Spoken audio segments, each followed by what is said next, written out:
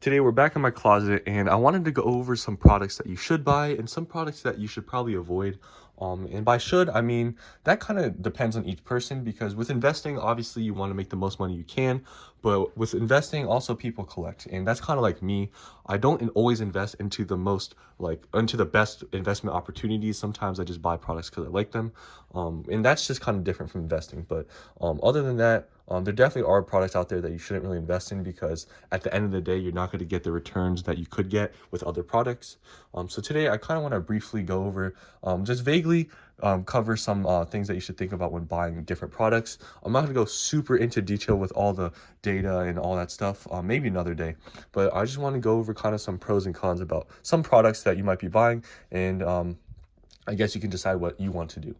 So first, let's start off with the most obvious product that people invest into, which are booster boxes. Now, I don't have that many booster boxes compared to other products. As you can see, like I have a ton of collection boxes, and that's honestly because I like collection boxes, and these are honestly pretty good collection boxes to invest into, and I'll tell you why later.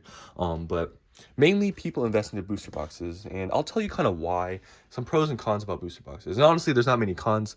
So let's start off with the pros. So the pros of booster boxes is that out of all the different products there are in the trading card game, booster boxes are the most popular because they're just straight packs. There's not any like filler stuff like promos that are gonna waste money in the product because people usually just care about the packs. So obviously just having booster packs in a box is obviously great because you're not wasting money on the promo. So these are very popular, which means that when you try to sell them later in the future, they're going to be way easier to sell than some other products that might be kind of obscure. So very easy to sell, and they hold a lot of value for the space. And what I mean by that is a collection box, for example, like these, retail for around $20. And a booster box like this, I mean, depending when you buy it, obviously the MSRP is around 144 and changed recently to 161, but you could probably get them at the release or close to release, probably around like $100. So as you can see, obviously if you're going to ship it or if you're just going to store it, these are the most effective in terms of space and value. So that's why booster boxes are just really good to invest in, especially when you don't have a lot of space. But obviously compared to like collection boxes, they don't look as nice to display, which I guess could be a con, but that's not really investing, I guess. That's more collecting. So booster boxes always a great option when investing. You can't really go wrong with these because these are kind of like the staple of investing in just like just in general, just any product. Booster boxes throughout any trading card game is pretty much the way to go. But obviously there are some other options you can do when investing, and I'm gonna go over some of them other than booster boxes. So let's go to the celebration box I was going to talk about. So as you can see, I have a ton of these celebration boxes, and these were the reprint boxes from Walmart. So I'll show you what one of them looks like, and these both have the same packs in them. But you can see this Lance's Charizard box. I was able to get these for around $20 to $21 at Walmart, and you can see that 4 celebration packs, and in the packs that are not the celebrations ones, you can see there's Evolving Skies and Fusion Strike. Now, the original boxes of these, I think had, I don't quote me on this, but it had, I think, like, what was it?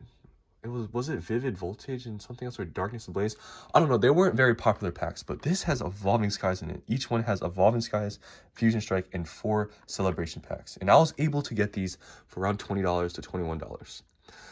And they're already worth around like 30 to 35, but just long term, the design of the box and the packs that are inside is a very good, it's just a very good combination. So yes, it is going to be kind of hard to sell them online since I have so many, and obviously you can kind of spread out how often you sell them, or you can sell maybe 6 at once, but these were just a really good opportunity in my opinion. I know a lot of people out there probably don't think that way because they just reprinted so many of them. But if you really look at the packs that are inside in the box and it being a specialty set, these were a really good pickup. And if you're able to pick these up now, I would, because I really think that these will do well in the long run just because of the design, and the packs that are inside of them are really good. So this is kind of like, I would say, a product that you can't really go wrong with, especially because it's a specialty set. But there are other products like just regular V boxes and stuff that might not be as good to invest in just because they're not worth that much, and they just take a lot of space, and the Pokemon might not be that popular, and that really affects the value. Another product that I picked up that was really good is this GameStop exclusive. Now, at the time, I did not actually have that much money, so I was only able to pick up 8 of these, and they were $30 each. And you can see already, there's Evolving Skies, Chilling Reign, and just look at the Pokemon. Pikachu and Zekrom, I mean, these are very popular. The card and the promo looks pretty nice. So overall, this was a really good pickup. But I really wasn't able to get that many, like I said, and I wish I was able to get more.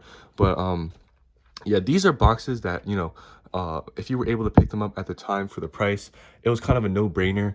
And, you know, obviously there's some people out there that don't want to hold onto a lot of collection boxes, which I understand because they take up a lot of space. But there are definitely some opportunities with collection boxes, and not only booster boxes. But with enough said with the collection boxes, let's move on to maybe, I don't know, ultra premium collections. Okay, so everyone knows the Charizard UPC has been overprinted, and a lot of people don't want to invest into them because you know, they were just printed to the ground and they're never going to go up. What I'll say to that is, yes, I only have 2 of these, and these I bought on pre-order, and I was able to get them at each for I think 108 after tax, so it wasn't that bad. I know they dropped all the way down to what, like 85, but these ones, I don't know, it's kind of a tough call. They will definitely go up in value over time with like any product, but how fast, who knows? They are pretty bulky and they're pretty heavy, so if you're gonna sell them online, you might be taking a pretty big hit with shipping and all that. But these are still good products. Any ultra premium is pretty good, but they will probably take longer to go up because they just printed so many of these, but they're still good. I don't invest in a lot of them just because they take a lot of space and they're heavy, but they're not that bad. But mainly, if you're going to take anything from this video, the best option is really booster boxes if you're just trying to invest like the best way. And the next and the final thing that I'll talk about kind of, I guess, with investing in different products are Elite Trainer boxes. Now, Elite Trainer boxes aren't really like how they used to be back then, because back then, Elite Trainer boxes weren't really printed as much as they are now. And with that being said, I mean, they're not that great of a investment, in my opinion. And obviously, I mean, if it's a specialty set like Celebrations or Crown Zenith, it's a little bit different because it is a specialty set and there is no booster boxes for them, so it's different. But if you're just investing into Elite Trainer boxes from like a normal set, like I don't know, let me think of something, maybe like Chilling Reign, like a Elite Trainer box like that, yes, it will go up in value, but in terms of how much space it takes up and the value of it, they're just not the best investment. It's better to just buy a booster box at that point. Yeah, I guess that's kind of all I wanted to talk about. Just kind of go over some products and tell you guys kind of the pros and cons about them. In the next video, I don't know what I'll talk about. Maybe I'll talk about some products that, you know, how much I bought them for and why I bought them, and kind of just explain my thoughts of why I bought some products. But that's it for today's video, and I hope you enjoyed. I know I was kind of rambling with some stuff, but I just wanted to give you guys kind of, you know, my thoughts about, you know, products that you should and shouldn't buy. But with that being said, I'll see you next time.